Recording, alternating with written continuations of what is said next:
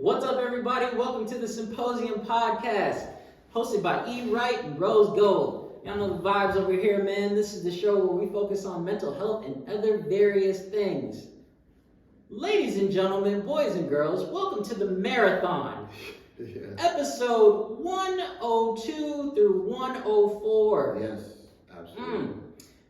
Why is it called the marathon? Because my man's We've been grinding. and so you're gonna see us. You're gonna see a lot of us. You're gonna see a lot of the same clothes. We put in work, bro. Put in some work. Let's talk about Put it in though. some work. Now, y'all figure it out. Yeah.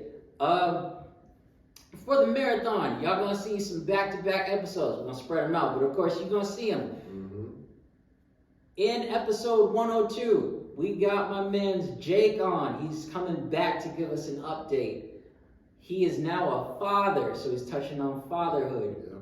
He's actually been busy since August. He's been like a busy. complete change. Yeah, 100%. Complete change. So 102, we're focusing on my man. He's touching on fatherhood. Yeah. He's touching on his podcast, Don't Evolve Me. Yeah. And he's talking about his battle with Crohn's disease, which I'm not gonna lie to y'all, I had no idea. Yeah. No clue. So y'all tune into that one.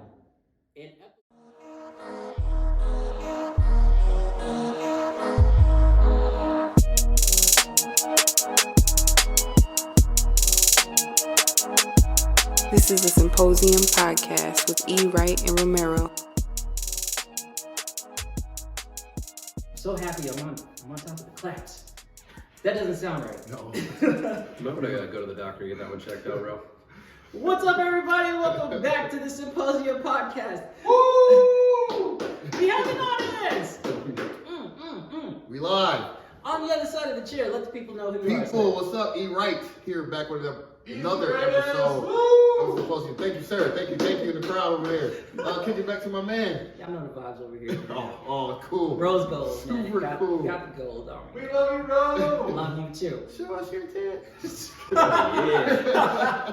Got the shirt for it. In the center of the chairs, can you tell the people who you are, sir? Hey, everybody. My name is Tom Chatfield. It's home. Welcome. Welcome to the show, sir. This is episode 103. Your boys are past the 100 mark, and now we're just diving right into things, non-stop, man. We keep it going over here. Now, in case y'all wondering who's in the background, Jake's in the background. He's the audience. So if you hear some nonsense, don't worry about it. You know who it is. So, not doing news, not doing none of that stuff. We just gonna dive right into it, because this is my man's episode. We're just gonna get right into it, starting with the first question. What's up, man? How you doing? I'm good. Doing good, bro. How are you? I'm doing well. Oh no, we didn't cheers. Oh shit! Sure. You're right. I got my drink. That's the one thing that we have to do. I'm sorry, guys. To the bins. Cheers, gentlemen. To the people. Welcome to the party. Yeah.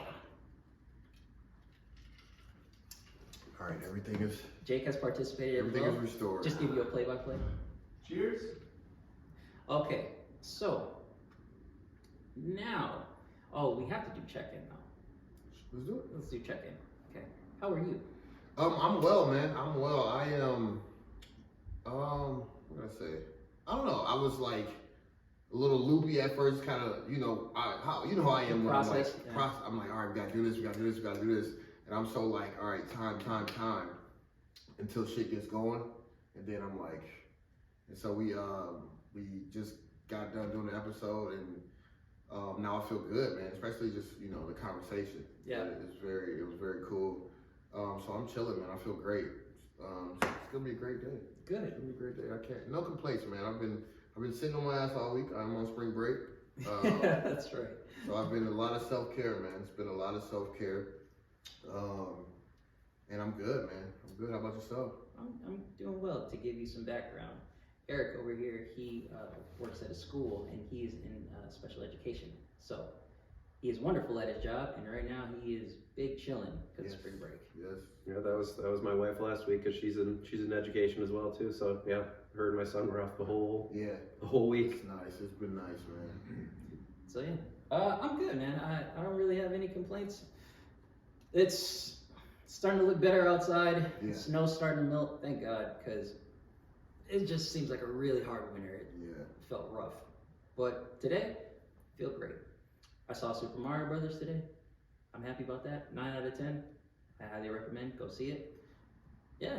Tom, what about you, man? How are you? You know, for as many things that have been going on in the last week or so, I would say pretty good. Yeah. You know how they always say bad stuff happens in threes. It's been one of those weeks last week. So I was ill. Basement flooded with all that melt and snow and everything. Fun. And then my grandfather also passed away last Sunday. So it's been tough, but I mean, it's been good. Like you're saying, like the sun's starting to shine a little bit, getting out of that seasonal affective mood that really, for me personally, like February, March, like it's tough. Yeah, I'm down to like 60% even on good days. So yeah, I mean it hits hard, but I mean for all that stuff going on, you know, still blessed, family's healthy. Yeah, I'm healthy, so trying to count it where I can get it. So I feel you. Well, that's good to hear. Sounds like the boys are in pretty good spirits, even when times are rough. Yeah, man. We definitely feel it. Okay, so now let's really get into it. So, sir, can you tell the people what you do as a profession? Sure. Like I said earlier, my name's Tom. I do IBI, which is Intense Behavioral Intervention for kids on the autism spectrum. So teaching them how to respond to social situations, teaching them skills that they're going to need for, you know, their lives as adults. You know, parents come to us to get, you know, treatment when they, you know, don't have the expertise to do that. And so, yeah, that's my job in a nutshell. How'd you get into it? So it's a, kind of a funny story because, believe it or not, my bachelor's degree is in marketing. Right? So out of college, I started working for a property management company, and it just left a real scummy, sour taste in my mouth, like the corporate, you know, feel. Yeah. And they kind of like canned me for no reason, real, other than, you know, it was financially beneficial to them. Yeah. And then I was just like, ah, damn, well, what am I gonna do now? And my best friend that I grew up with started working at a day treatments program in Wade Park here. And he's like, yeah, you know, we're hiring right now. And I was like, I've never worked with anybody with, you know, developmental disabilities or mental health, you know, issues or anything like that. He's like, I don't know, there's a lot of people like that, come on in. And that's now how I work in the mental health field with a marketing degree. I had no idea. That's damn, that's a story. Yeah, I mean, it kind of stuck to it, and then the reason I stuck around was definitely not because of the pay and everything like that, because we all know it ain't for the pay, but like just being able to actually like help people instead of like being a nuisance, because I felt like when I was doing the property management, I'm just like calling old ladies that can't afford their rent, and like, you know, hey, you know, your rent's due, we're gonna have to evict you. I can't, you know, and it did leave a good taste in my mouth. I couldn't see like much fulfillment out of that. No. I mean, some people maybe, but yeah.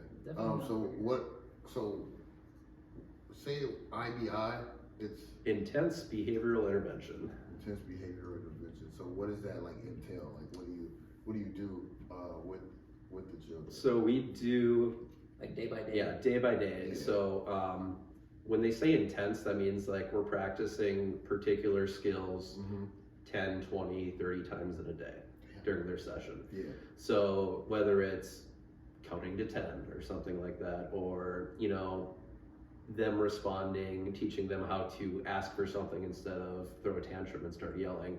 You know, we're teaching that. And so it's intensive, where the fact that we're basically just repetition,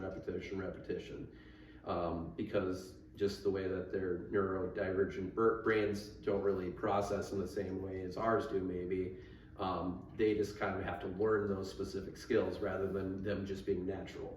You know what I mean? being able to sit still at a table. Yeah. You know, it will start like as simple as like, we're gonna practice and we're gonna sit down at a table and do work for 20 seconds. And we're gonna do that 10, 15 times in a day. Yeah. And then after so many consecutive days, they have considered mastered that skill, and then we're gonna move on to the next step. That might be 30 seconds or 45 or a minute.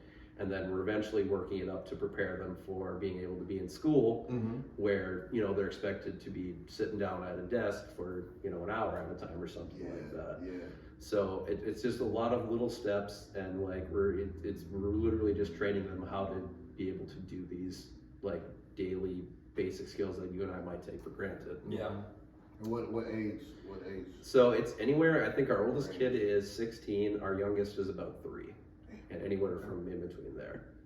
So That's that kind of the same for you guys too, right? For CTSS? Yeah. Yeah, except Age range, I mean, like it's just a wide Oh, range yeah. like that, right? yeah, for sure. From toddlers all the way to teenagers, we tend to, but you know, I've given you so many stories about working in the clinic. So many. Oh man, it's funny that you actually dive into what you do in that field, because it finally clicked for me after working, especially having that experience under my belt in the clinic, what the difference is between CTSS and IBI. For those of y'all who don't know or who are just now tuning in, I work on the other side. I tend to clients in the community. So I go to people's homes and stuff, which they do as well, but it's a lot more intense. That was the main thing that I don't know why, it never really registered for me. Like, I would see a client, right? I'd go to their home and I'd tend to them for about 2 hours. But imagine being in a kid's shoes, right? They're in the clinic for like hours, working. Yeah. And Ernie touched on this. Shout out to Ernie. He kind of touched on this as well. It's like, it's a full day where you're doing the same thing. Yeah, these kids got a 40-hour-a-week job coming between school and. So wait, so they still do school, and that's not. Some do. Oh shoot. Okay. Yeah, some of them do like a half day of school, so they'll go, you know, they'll get picked up at 11 from our clinic and then go there till the end of the day, or like they'll come after school. It really depends on kind of what, you know, their team thinks is the best for them. You know, as far as, you know, are they going to benefit more from being in our clinic, or are they progressed enough where they're going to benefit more from being in school, kind of more of a full-time thing? Right. What's I'm curious to know, being in this profession or being in this field for so long, what's a common misconception that people have when it comes to IBI? Well, I think I don't think many people actually know what IBI truly is, just because it's different from most other jobs, kind of in the mental health or, you know, social services aspect, where this is more. It's more clinical, and like you really think of it kind of as like scientific, almost like a scientific method to that. So everything that we do is like proof-based, science-based things that show that these are ways of reducing behaviors, teaching new behaviors, things like that. Whereas maybe like, you know, a group home or like a day program, they might use similar, you know, things to teach people skills. But this is like, it's clinical. You know, like health insurance covers this program. Yeah. There were certain laws that were put into effect that said that it's a medical necessity for anybody on the autism spectrum or related conditions that you know, they need to be able to have access to these services and need to be covered under, you know, healthcare. So it's almost more like healthcare than a lot of other mental health fields, if that kind of makes sense. Yeah. I mean, it is healthcare, it's just in a different way. You're not really focused on what's going on with somebody physically. It's more like up here, right? Which is very important, because how else are you going to function? I mean, in a way too, it is their physical well-being as well too, because if people don't know how to do Certain things, or we don't teach them how to cross the street safely, Yeah, they're going to be street pizza, and that's not going to be good for anybody. Nice. Right. That makes a lot of sense. Now, did you have a question or no? He is silent. Another question that I have for you is, in the day by day, just tending to the little ones, what's the biggest challenge for you?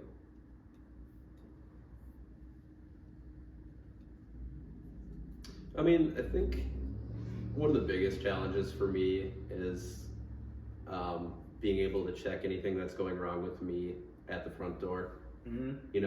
I still maintain to do that, or I still have the ability to do that, but some days when like things are just going rough, it's really hard to go in there and like take care of somebody else. Yeah. When you almost need to be focusing more on taking care of yourself. Do you feel like there's a lot of masking when it comes to working in that area? Yeah, I mean, honestly, just talking to other coworkers, there's a lot of like just brave faces that are put on, and speaking to a lot of different people there. There's a lot of people that are in the mental health field that they themselves have mental health problems. Yeah. And I myself is one of those. I've been diagnosed with panic disorder and depression since I've been about 19, I think is when I initially got when I was in college. Mm-hmm. So yeah, I mean, it's very odd that so many people that work in this field also like maybe it's the fact that they maybe suffered in silence and they didn't have anybody to help them, so they're kind of like, maybe that's like the enjoyment that I get out of it, as well as that I can help people, and I kind of know sometimes can relate and relate to their story a little bit. So I don't want to cut you off, but just go back a little step. What is your process for like when you do come to work, but you are feeling like you have a little bit like going on, but you have to leave it at the door. Like what's your process for that? I just have been lucky in my life, or I don't know if it's lucky or not, but just the way that I process everything. I'm a very internal processor. Okay. So I almost just shut off, shut off that portion. Like I have this way of being able to compartmentalize. Yeah. Where this is my life, this is work, where I'm not trying to drag stuff back and forth. And it sounds really simple, but it's not. It's just I don't know. It's just the way I've always processed. And I say my curse words in the car in the morning and go, shit, another day. All right. Yeah. Let's go. Come on, and then get out of the car, walk in there.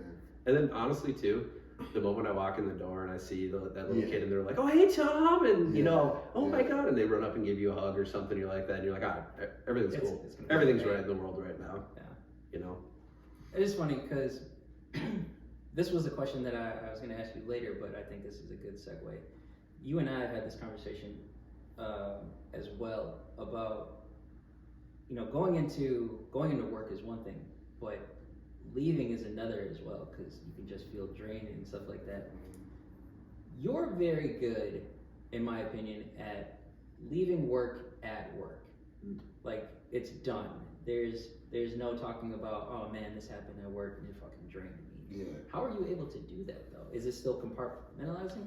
It's compartmentalized a bit, but then like I was saying, my wife and I are in pretty similar fields, whereas she works, she's a special ed para.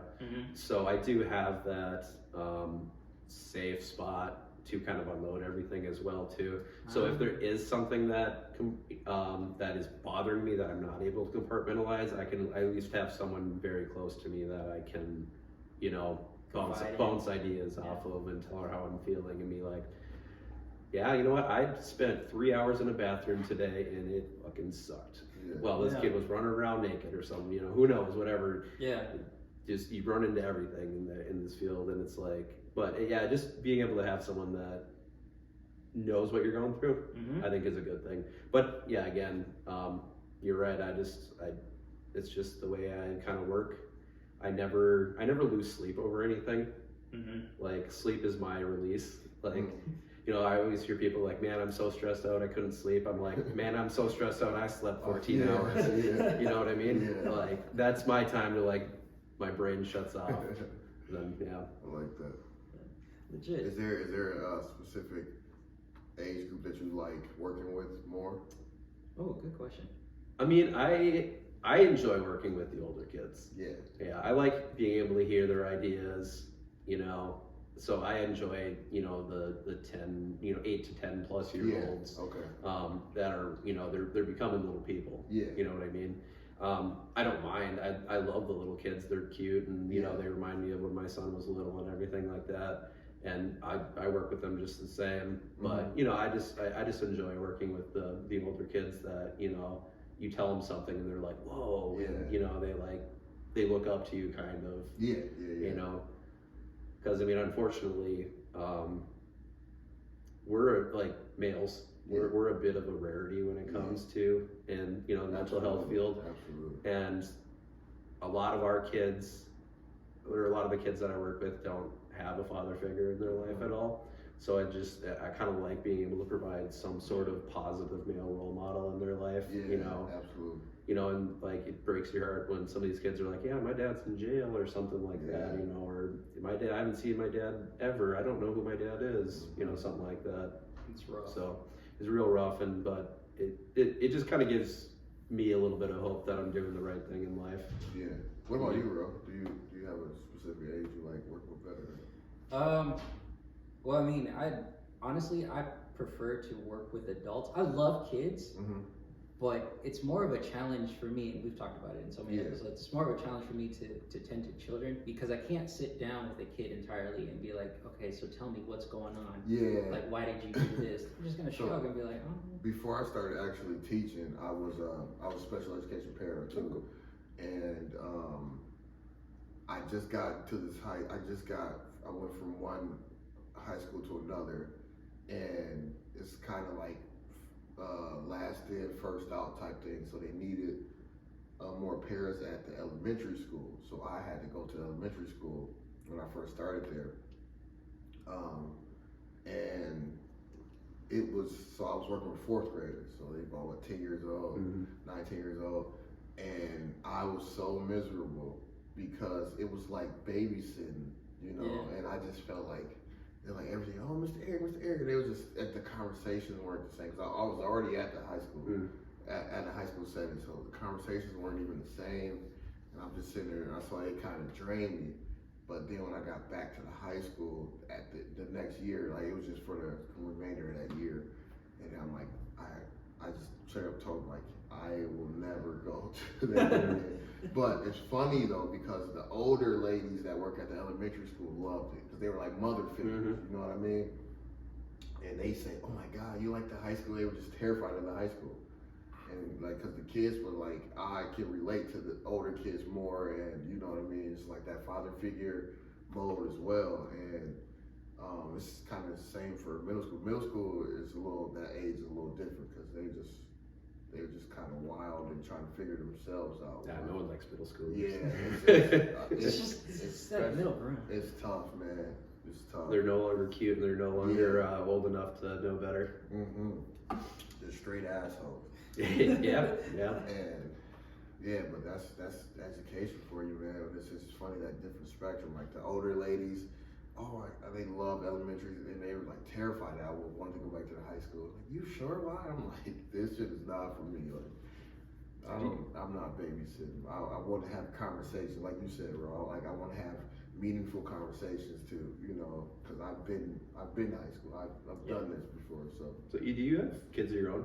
I don't, but I have Other people's kids? Yeah, my nephew lives with me. My nephew moved in with me 3 years ago now. He was a freshman, and he's a junior now. Still live with me. My sister very much still involved. It's just we're from Wisconsin. Sure. It just wasn't a good environment, man. He's kind of following his older brother's footsteps, and just not a good. It wasn't going. I didn't see it going well for him, but he's the one that reached out and was like, "Hey, can I?" So I'm like, "If you're serious, man, let's do it." So he came up. He goes to the school I work at, which is Fridley, and he's just doing amazing. He's doing amazing. That's awesome. It's good to just watch that growth, and yeah, man, this is so not me personally, but I am a guardian now, I should say. So I get it.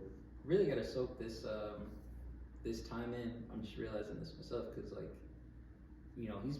he's about to be done with his junior year, so he's gonna be a senior this year. 3 months. And that is wild. Yeah. So Go by fast, man. shout out to Twan, man. Go by fast, man. How many kids do you have? So I got one of my own kids, and then I have 3 step boys. Okay. Oh, all boys or All boys. We got 4 boys in okay. our. So it's actually kind of a pretty wide range. Yeah. I've actually been married twice now. Okay. My wife right now, she's 9 years older than me. Yeah. So all of the boys are. I should be mad at me if I don't get this right. 24, 20, Okay. and 19. All right. And then my son's 8. Oh, so there's a wide. Yeah, range. so there's a big gap. He's the only one that's at home right now, but there was a time we've been together about 5 years now, Okay. where we had like 3 or 4 or more of them all at home at the same time. So it's grocery bill hurts. Yeah. I'll tell you that much. Yeah. Boom. Yeah. And he's like they're all like rugby players and football players and wrestlers. Yeah, So they're big like they're like corn-fed country boys. Yeah. And those, man, you making tacos, you're making 5-6 pounds of ground beef and stuff. Damn. in one meal, one sitting, man. Like, are you feeding the family? No, this is just for me. Right. Oh god, that's funny. Yeah. There are 2 things that I want to touch on because I find them to be very true. You know how you talk about being a male figure in a lot of these kids' lives. Like you know how real that is, but in this example, like just being in our office, there are only 2 that are in the clinic, and Tom is the primary dude. That's it. Okay. Everyone else is a woman. Mm-hmm. Mm-hmm. So I mean that says a lot because Yeah. even I was surprised. I was like, It's there are 2 dudes. me and Ernie. That's it. And then Ro pops in every once in a while. I'm out here in the streets in a very different way.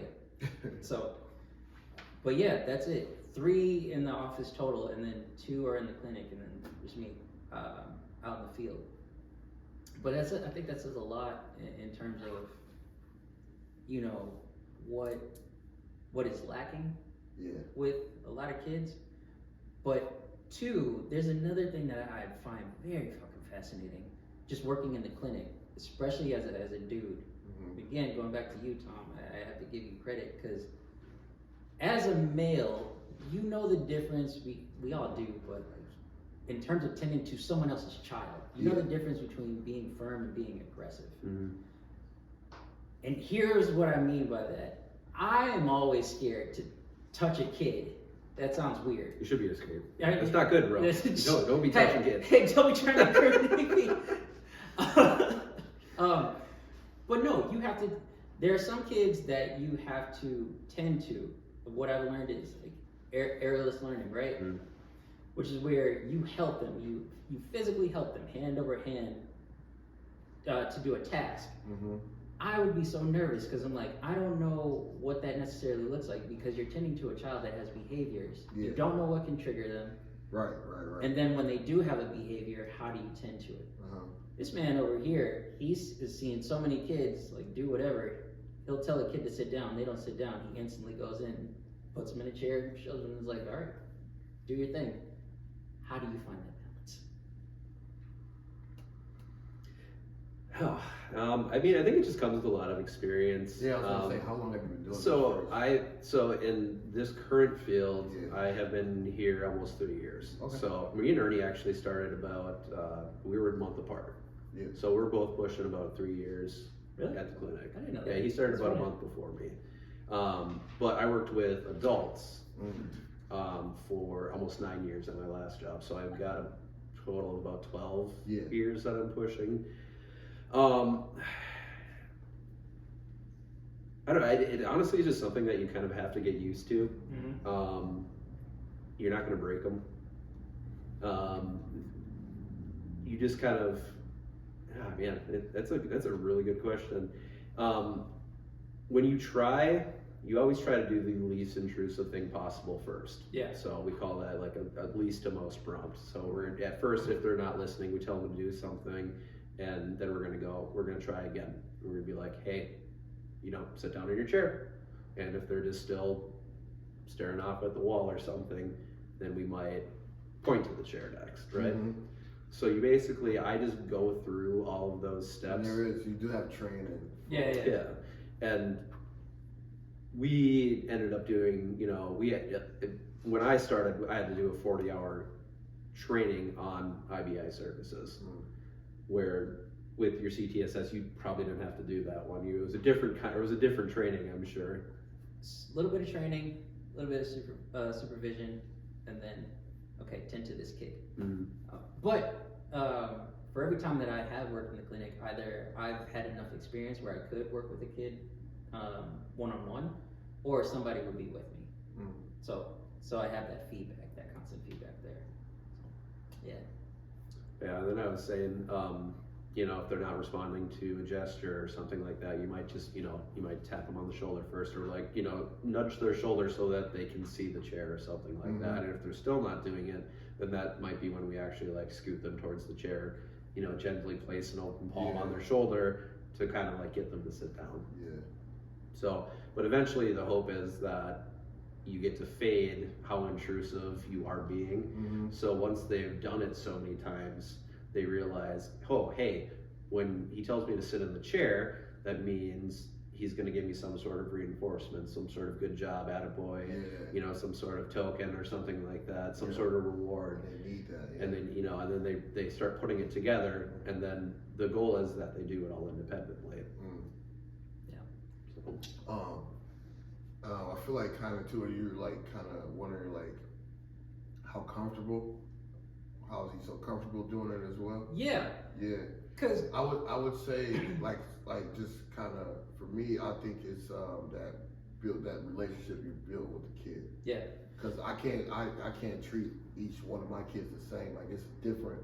Like I can talk to this kid or treat this kid one way, but this other one might be a little more sensitive. So you got to be careful with that. You know what I mean? But you just got to it's those relationships as you build those relationships, and then they know what they can like, how they can talk to you, and like it's just kind of like, or it's just kind of like a rapport, really. Yeah, I was just about to say that. Cause my guys, they like to put their feet up on the table now, and I'm like, that's just so disrespectful, especially when I'm talking. So I could go slap their feet right off the table, and they won't, it's nothing. They were like, oh my bad, they don't even realize they're doing it. Yeah. Sometimes they try to get a rise out of you, but it's really that relationship piece. Yeah, I definitely feel a lot more of that now after working here for a little over a year, because I have done that. I've gotten a chance to build relationships with most of the kids that are in the clinic, and now I don't really trip whenever they do something. I'm not as sensitive to it. It's like, all right, here's what we're gonna do. But that was part of something that was missing for me. Yeah. Like I didn't have that rapport. You can't be somebody that is in and out of the clinic, and especially when it comes to kids that need reinforcement again and again and again. You have to be there, almost like a parent, right? You don't necessarily get a day off. You got to show up every time. Yeah. So that's why I always give credit to Tom, because it's like, you show up every fucking day, you tend to the same kid, but you're not only doing that, those kids know you. That's why they run up to you and they're happy to see you. So give credit where credit is due. Yeah, I think you touched on it great. It's a lot to do with rapport. It's also really individualized. The same process that we use for one kid is every kid with, there is a great quote about the autism spectrum, and it says when you've met one person with autism, you've met one person with autism. Facts. literally, you know, you could have the same diagnosis, but they are going to be entirely different people. Yeah. And that's why everything's so individualized and stuff like that. And there's certain kids that are going to react negatively to, you know, a physical parameter or some sort of contact. Mm-hmm. And, you know, the other thing too is like, we're not fighting them. Like if I go to move them or pick, you know, like try to get them to help them stand up, like, you know, grab them by under the arms or something to try to stand them up to get them to start walking again. If they flop to the floor, I just let them go. Yeah, right. You know what I mean? Natural consequence. That too, but like, I'm not gonna, like, I don't want to, again, aggressive versus firm. Like, I'm gonna be firm, but I'm also don't want to pull out a little kid's arm socket or, you know, break their wrist or something like that. So I mean, it's definitely an acquired thing that you got to do. And then I don't know, maybe being a dad has helped some with that too.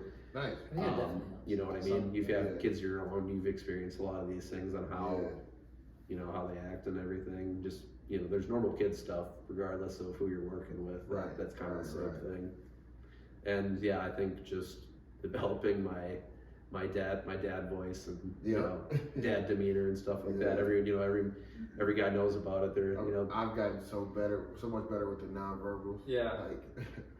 Like for real. Just that look that, you know, whoever your male role model caretaker is, you get that look and you're like, oh shit. Okay, yep. Let me. Like, oh, we're done. We're done with that. Yeah, we're done with that. Okay. You said. Oh, where we? Go ahead. I just had just a random. I was just gonna ask, what's the worst day and what's the best day you had at the clinic? Oh, good questions. Yeah.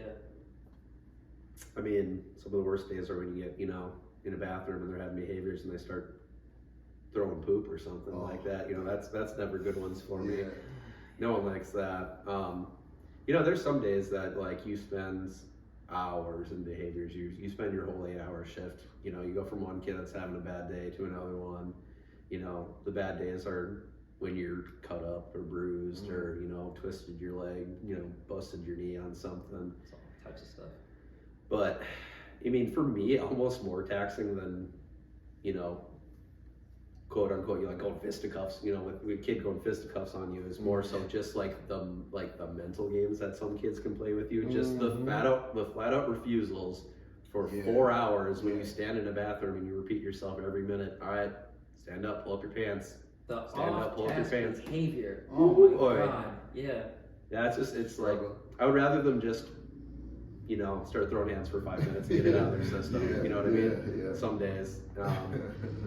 But yeah, the good days are just like when you see a kid learning something new. You know, you've been working on one thing forever and they succeed at it or something like that.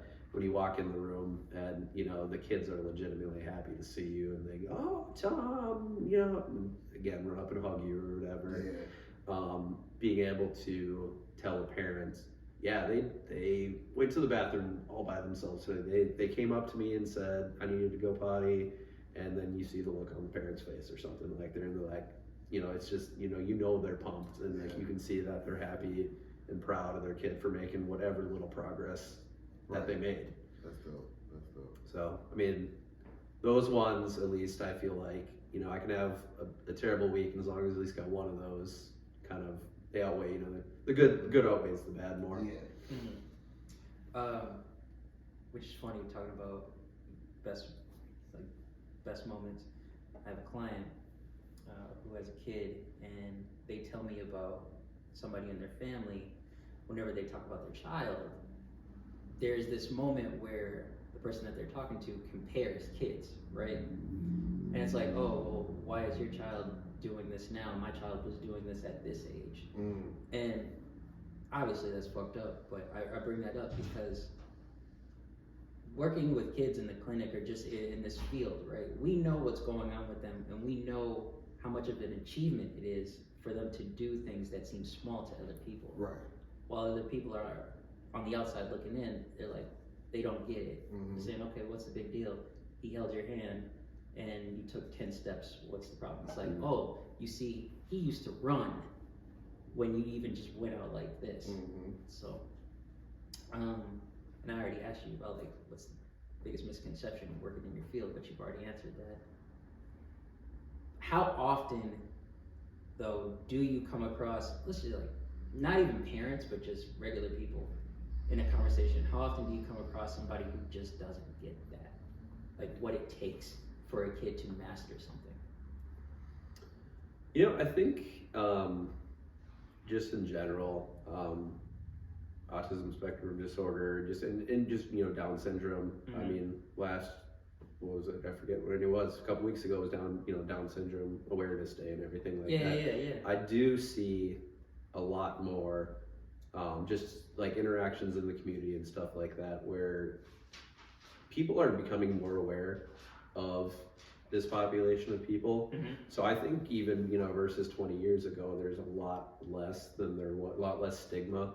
You know, I feel like people almost treated kids with developmental disabilities or adults with, you know, like a leper almost, you know what I mean? Yeah. Like they got some sort of contagious disease and stuff like that. Luckily for me, I haven't really like experienced a whole lot of, you know, negativeness. Like most of the stuff, luckily enough, you know, was a lot of positive interactions and things like that. But, you know, you try to explain your job to someone that has no idea about anything, and they're like, well, what? And then you go, what exactly do you do again? We teach new behaviors. Well, what do you mean? You don't, what? I think people just don't grasp it. And it's kind of bad because the way that I sometimes have to break it down to its simplest form is because, so ABA is, what was it? I can't even think of my acronyms right now. Applied Behavior Analytics. Yeah. There's many different forms of ABA, and one of the things that you actually can go to school for is animal training. So you can get a specialization in ABA to train dogs. I did a gentle nod from Jake in the background. I've been wanting to jump in so many times. Our clinic manager went to college with a gal that trains racehorses, and they went in the same program. That's interesting. Okay, I did not know. So when you break it down to its simplest form, it's like people are still animals, Mm-hmm. and it's not, again, I'm not calling anybody dogs here, but it's like training a dog. You know, you repeat, you tell them to do something, you provide a reinforcement for it. Yeah. We're all simple creatures with the fact that there's nothing that we do that we don't get some sort of reinforcement out of. Right. Every behavior that we have is programmed into us because it reinforces it somehow. Yeah. You know, if your cell phone makes a beep, what do we instantly do? Right. We go check it, right? Because one, hey, maybe it's a buddy saying, I want to, you know, maybe it's the girl I was DMing, you know, earlier in the night, and, you know, whatever. Maybe it's a notification from, you know, Candy Crush or whatever stupid game you're playing. You know what I mean? We're like, everything that we do, the behaviors that we do every day, all have some meaning behind them, and there's something that's reinforcing us, whether it be like physically, where, you know, we're eating because we know we need it and stuff like that. You know, it's like a direct physical reinforcement that we get out of it. But yeah, so in its simplest form, it's like training a dog. Pavlov's dog, exactly. So I mean, very, you know, good example of that, where, you know, Pavlov would ring the bell and then he'd feed the dogs instantly. And eventually he got to the point where he stopped feeding the dogs, and then every time he rang the bell, the dogs would drool uncontrollably. Where's my treat? Yeah, where's my treat, bitch? Come on. I bet you those dogs were pissed. Oh man, I can't even imagine those poor boys. Where's my money, man? Yeah, where's my money? Where's my money, man? This is what happens, man. All right. Going back though, you mentioned before working where you are now, you were working with adults. Mm-hmm. You were doing that for 9 years. How did you transition? Like, what was going on there? COVID. Okay. They laid off 2/3 of their employees. Okay. So I got the boot. I got shafted hard after 10 years. They just cut my position. Damn. Yeah, it was what it was. But man, tell you what, that extra stimulus money wasn't so bad when you weren't working. The real shitter though, I mean, I joke, I only got I think it was 3 or 4 weeks of that. Really? But they kept dragging us along, and what they were doing was they were giving us 70-80% of our, 60-70% of our pay, even though we weren't working. Yeah. And then eventually they just were kind of yeah, we can't afford that anymore, and you know, we're gonna either have to close doors or cut people. So man, they should have just laid me off when they first happened. I would have been, you know, I would be collecting that tax-free money, buddy. Right. But yeah, so I mean, yeah, long story short, like, you know, we were overhearing, I was sitting in the audience for Jake, you know, one door opens, another one or door closes, another one opens. Yeah. I was actually pretty unhappy there. And so like it still hurt that I felt like I was replaceable and like, you know, just, you know, piss off after 10 years. But at the same time, I was kind of relieved. Yeah. Because I started making more money at my current job in the first 6 months than I did after 9 years. And you know what I mean? So it was a, you know, it was a good move for me. Yeah. It was good for my mental health, good for my life and everything like that. So it counts 100%. Oh man. All right. That's awesome. I don't think I have any more questions. But E, what about you? No, man, I don't. I just, I will say, I didn't know, like, the people, like, every person I've fucking met so far has just been on the same vibe, and it's, like, super cool, and I think that's really dope. Yeah. Like, how you guys got that type of, because I didn't even know they knew Ernie like that. I didn't like, yeah, you know, so I just met Ernie, what, a month ago maybe? Yeah, I'd say about. Super cool, and you know, it's just I just like this vibe. I like the vibe of you guys, and I think it's really cool. Especially we don't do the same thing, but it's just kind of we go through the similar shit, and it's just like yeah, like I go like we talked about. We had to have a whole episode about burnout one day. Yeah. And I go through it like I can only imagine like what you guys go through. Like you got a range. At least I'm dealing with this set core kids. You got like a range of kids. So it's just like, man, and we do not get paid enough for sure. But if we did it for the money, I don't think we'd still be having this conversation. Facts. You know what I mean? true story, man. Yeah. So I think that's just really cool, man. I feel like the relationship that like people in mental health and you know social services and stuff like that, I feel it's almost like brothers in a trench. You know what I mean? Yeah. It's like we're the soldiers on the front line, and we just have this camaraderie. Right. That like you know we know what each other is going through. We know what you know. So that's like the closest reference. Yeah. You know, obviously not to you know degrading to be brothers in our armed service or anything, but it's like that kind of vibe. You know, like we're in the trenches together. We all kind of share the same. Most people I've seen share the same ideals. Yeah. You know, they're there to help people. They love helping people. They love kids, so on. Absolutely. 100%. I agree with that. I actually do have one other question for you because we've talked about your profession and what you do, but we didn't talk about what's outside of that because you do have a lot going on. Like, can you tell the people outside of tending to children and just, you know, being an IBI, what are you doing for your mental health that's really fun? Oh, sure. Yeah, absolutely. First and foremost, I mean, my son, my wife, you know, family's always number one to me. I'm part of a lot of clubs. I'm pretty much about as big a nerd that you can be. I play Dungeons and Dragons every Monday night with my buddies online. I go to a Tuesday night wargaming club. I play Warhammer 40K. So yeah, just turbo nerd stuff. I'm also getting into blacksmithing and bladesmithing coming up here.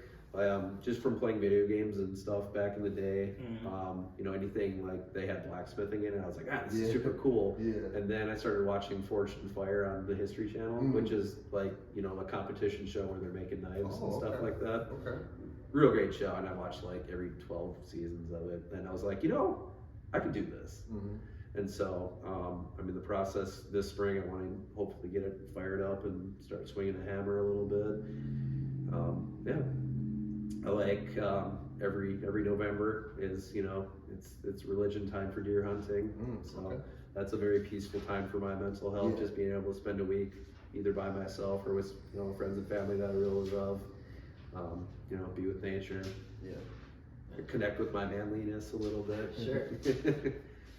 Sounds peaceful. Yeah, it really does actually. Talking about forging, do you have an idea in mind as far as like what's the first project for you? Yeah, I mean, no, not particularly. It's just gonna be kind of. I think it's just gonna be a practice run. What I want to do. I mean, I think I'm gonna start. I want to start with bladesmithing. It's a little bit of a like misconception that like blacksmithing and bladesmithing are the same thing. Blacksmithing would kind of be like the encompassing like skill set. Yeah. Bladesmithing is a very specific type of blacksmithing, where blacksmiths back in the day would make horseshoes and fire pokers and posts and nails and things like that. If you were a blacksmith, it doesn't necessarily mean you were a bladesmith. Okay, sure. But yeah, I'm really interested in the bladesmithing. I'm like again, turbo nerd, love Lord of the Rings, love D&D, so swords and shields and axes always was loved that stuff when I was a kid, knights and all that jazz. So are you looking to get into it to just collect or sell? I personally would love to get good enough and get enough of a following where I could make it my living. Yeah, it'd be great. Yeah. I mean, that's gonna be my next question. Out there just swinging a hammer every day, doing exactly what I want to do. Yeah. And just making a living off something that I would like love doing and that I'm like truly interested in. It would be hard, like going away and not being able to work with children and stuff anymore, but well, I mean, you gotta ask, do you want to survive or do you want to thrive? That's right. I was overhearing some of that earlier too. Survive or thrive, man. Survive or thrive. I like that. But yeah, no, I mean, if I could make it, I totally would. Okay. Yeah. Yeah, all right. What do you think, gentlemen? Should we do last call? Yeah, that's all I got, man. Okay. As you know already, because you heard with Jake, last call is where we reflect on the conversation and come up with our final thoughts. I did the first one. E, I'm gonna pass it over to you. What do you got? Yeah. So I would say just kind of comparing the two, man. What I got from that was like, you do love what you do, but it's like you're kind of leading to like, all right, now I want to do something I'm passionate about. You know what I mean? I think that's really cool because that's scary. That's scary. Like that type of change is scary. That like uncertainty is scary. It's like, but if you go about that and still like, all right, well, I'm gonna just keep doing this because that's how I'm surviving. Yeah. Right? And that's what I know, and it's like it's like you never. It's that cycle Jake talked about. Like it's like a treadmill. Like you're never gonna get off of that. That spiral. And that spiral, and it's just like, I think it's amazing. For first of all, it takes courage. It takes, like, all right, it takes confidence to be like, all right, well, this is what I'm interested in, so why not do it? But it's like you also gotta. I learned a while ago, but I don't always apply to my life. But you have to. Sometimes you're gonna fail to succeed. You know what I mean? So if you don't fail, it's either like you check a box, not trying or failing. You know what I mean? Like you'll never know if you don't try it. So it's like who knows what could happen. Right? I feel that. Yeah. I mean, I feel like that's my biggest hurdle about doing something like that is that I am terrified that I won't be able to succeed and I won't be able to put food on my table. I won't be able to pay my mortgage. Yeah. You know what I mean? Where, my hope is that, maybe I can start it while still working and being a hobby type of thing. And then if it takes off and grows, then I could potentially do that. Yeah. Yeah, I think that's just really cool, man. Like you have something in mind that's like, all right, well, this is what I want to do. I would love for this to be my career, and kind of that's completely opposite of what you do now. So, and then you're gonna come across that where it's kind of like you're getting pulled now, like, do I really want to leave these kids and do all that? So that's kind of that crossroad. Do I want to leave a steady paycheck? Exactly. yeah, that's most important, right? Oof, but, I'm doing what I love. that's- But that check though. Yeah. So just coming across that crossroad, it's like, I don't know. I just say just kind of be prepared for that mentally. Just don't get discouraged so easily. Mhm. It's gonna happen, but like just keep driving, keep driving. I respect it. I agree with that 100%. I'd say for me, just talking about working with children and how you have to help them just like get through like a task again and again and again. It was funny because I had this conversation with someone else last night. We as adults have to do that for ourselves as well. Like you guys, you have programs set up for kids, right? And you go through these trials with them over and over and over again. And then finally, hopefully, it gets to a point where they master that. Same thing applies for us. That's why we kind of get to this point with the conversation with Jake. It's like you want to go from having that feeling of surviving to thriving. You have to master your own programs. Yeah. Once you do that, that's when you can start to go like, I think I want to do something else. It's like, why don't I dip my toe over here? So, I think my biggest takeaway is when you know yourself, you're ready to master your programs. So do that. Master your programs. Move on, man. Master your programs. Tom, what do you got for the people? All right, everybody. So my final thoughts are, it was very, when you were talking about just how are you able to, like handle all this stuff and everything. My closing thoughts for everybody out there is try to work on not taking home into work and not taking your work home with you. Try to be like Tom and just have some natural ability to compartmentalize everything for God knows what reason. Be like me. Just be like me, guys. It's all good. But yeah, try to when you punch that clock, punch that clock. Yeah. You know what I mean? Yeah. And when you clock in, clock in. I like Leave all the shit on the door. I That's really it. like that. Yeah, that's it right there. Okay. E, can you bring us home, sir? All right, ladies and gentlemen, there you have it. Another episode of the Symposium podcast. Amazing, thought-provoking as always, right? And just take a gem. It's plenty of gems dropped in here. Pick one up. All right. Whole lot of gems. A whole lot of gems. This is episode 103. 103. We would like to thank our special guest Tom for hopping on the podcast and joining us. Yeah, Tom. Appreciate you. Where the fuck have you been, man?